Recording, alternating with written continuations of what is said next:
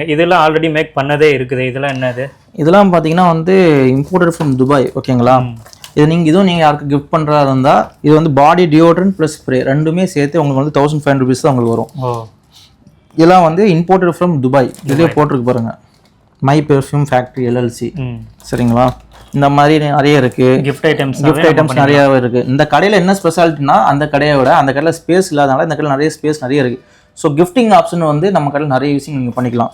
இதெல்லாம் பார்த்தீங்கன்னா Dubai chocolate. ஓகேங்களா?